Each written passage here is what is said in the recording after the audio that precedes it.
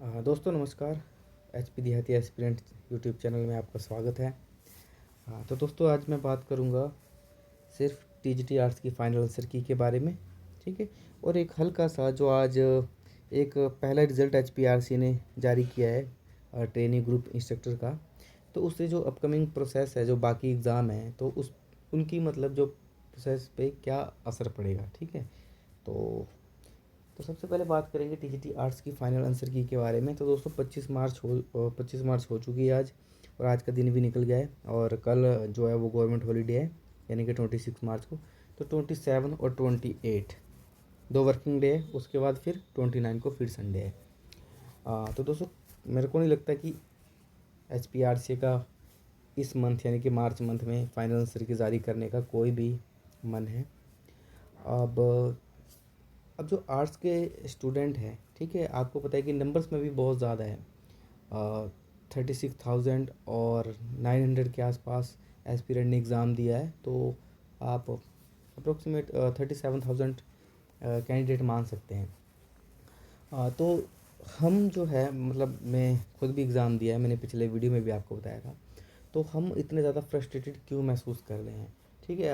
Final answer की तो आयोग ने ही रिलीज़ करनी है, और हम आयोग पे दबाव भी नहीं बना सकते। लेकिन हम इतने ज़्यादा फ्रस्ट्रेटेड और मतलब क्यों इतने ज़्यादा परेशान हैं।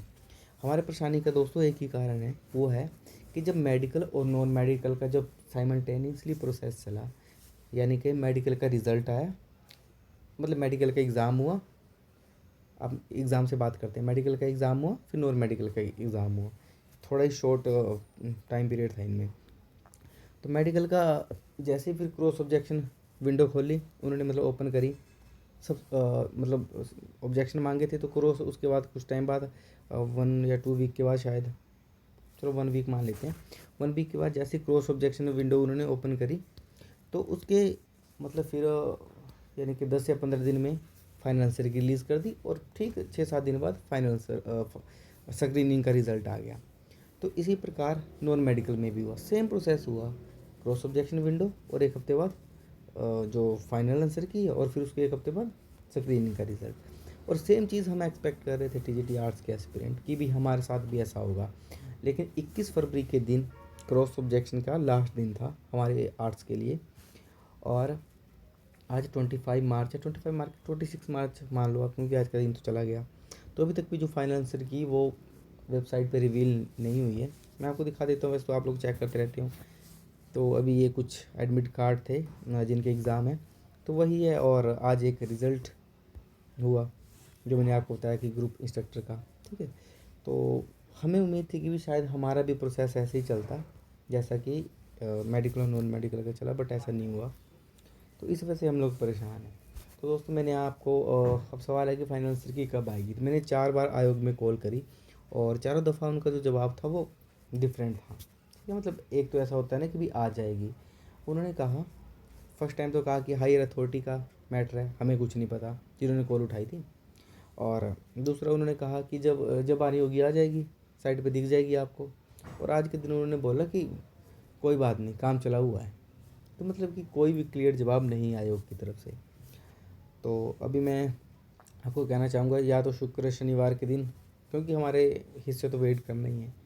अगर आंसर की आ गई ठीक है, उसके बाद फिर मंडे बचता है, और मंडे को नहीं आती तो सीधा अप्रैल मंथ में ही जाएगा फिर। तो दोस्तों बस यही कहना चाहूँगा कि वेट करने के अलावा हमारे पास कोई और है नहीं। But H P R C को थोड़ा ऐसा नहीं करना चाहिए था। उनको करना ऐसा चाहिए था कि चलो थोड़ा जैसा कि मेडिकल और नॉन मेडिकल का प्रोसेस चला था, हमारे साथ भी वैसा ही प्रोसेस ये लोग रखते। तो इससे थोड़ा सा हमें निराशा हुई। और अब बात करते हैं कि जो ग्रुप इंस्ट्रक्टर का ये जो रिज़ल्ट आया है, पहला रिज़ल्ट। तो सबसे पहले तो शुभकामनाएं कि यार चलो, जो टीसीएस ने पहला एक एग्ज़ाम कंडक्ट करवाया था और उसका फाइनल रिज़ल्ट भी निकाल दिया। आप देख सकते हैं कि यहाँ जो 2026 है ना, इसका जो पहला रिज़ल्ट है ये सिर्फ एक ही है ग्रुप इंस्ट्रक्टर का। और इसमें जो अब बात करेंगे कि इससे कोई फ़र्क पड़ेगा, बिल्कुल इससे फ़र्क पड़ेगा, क्योंकि अब जो टीजीटी मेडिकल की डॉक्यूमेंटेशन पूरी हो चुकी है, तो उन लोगों में होप जाग चुकी है कि भी हमारा भी फाइनल रिजल्ट आ जाएगा। लेकिन मेरे को ऐसा लगता है अभी वो लोग एक रिजेक्ट लिस्ट डालेंगे, जैसे कि ग्रुप इंस्ट्रक्शन में डाली थी। ठीक है। अब देखो ना, डॉक्यूमेंट वेरिफिकेशन हुई है तो डॉक्यूमेंट वेरिफिकेशन में कुछ क्वेरीज ज़रूर होगी। मान लो किसी की कोई सर्टिफिकेट का इशू होगा, किसी का कुछ मान लो जो डीएमसी होती है ना, तो उसका इशू होगा, तो उसके लिए वो फिर से 10-15 दिन का टाइम देंगे। तो मेरा मानना है कि अप्रैल लास्ट तक, मतलब होप रख सकते हैं आप, अप्रैल लास्ट तक रिज़ल्ट आने का। बीच में तो नहीं आता, मैं श्योर हूँ। ठीक है, अप्रैल लास्ट तक आ सकता है। और अगर नहीं आता अप्रैल लास्ट तक तो फिर उसके बाद मई के फर्स्ट वीक में उम्मीद कर सकते हैं। ठीक है, बाकी इससे पहले तो नहीं आएगा, क्योंकि आप देख सकते हैं इस मतलब कि इसमें सिर्फ 12 पोस्ट थी, इसके अलावा तो इसमें थी नहीं, इसमें सिर्फ 12 पोस्ट ही थी। देखिए, हाँ सॉरी,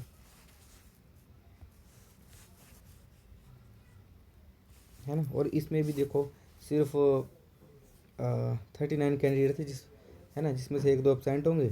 तो देख सकते हैं कि छोटे से रिज़ल्ट के लिए भी इतना टाइम लगा दिया। हाँ, लेकिन एक चीज़ बात करने वाली है इस रिज़ल्ट में, जो कट ऑफ है। ठीक है, अब यार जो कट ऑफ है, आप देख सकते हैं कि 81 है ना, यानी कि जो सबसे लोएस्ट गई है 60 की रेंज में, 60 की रेंज में जो गई है वो गई है 64। अब ये SC BPL भी हो सकता है या फिर ST हो सकता है। इसके अलावा कट ऑफ देखिए आप 68। और मतलब कि अगर इसको छोड़ दिया जाए, क्योंकि ये कैटेगरी में भी एक आगे सब कैटेगरी होगी, तो और बाकी आप देख सकते हैं कि 81, 70 की रेंज में और 60 की रेंज में सिर्फ 2 ही है ये। तो कहीं ना कहीं लगता है कि कट ऑफ थोड़ी सी हाई तो रहेगी।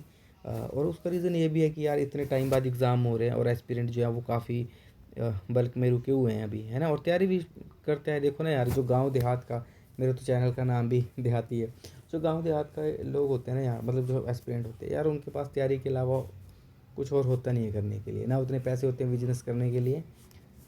तो उनके पास पढ़ाई के अलावा कुछ नहीं होता है यार। ठीक है, उनको पढ़ना ही पड़ता है। तो इस वजह से मतलब कि TGT मेडिकल और नॉन मेडिकल और आर्ट्स में भी हम थोड़ी हाई एक्सपेक्ट कर सकते हैं।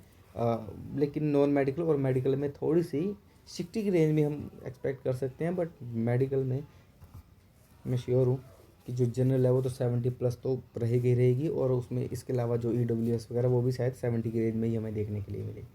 तो दोस्तों, मेरे चैनल को सब्सक्राइब कर लो, और इस तरह के अपडेट के लिए मैं आपके साथ वीडियो बनाता रहूँगा। ठीक है, थैंक यू सो मच, मिलते हैं नेक्स्ट वीडियो में।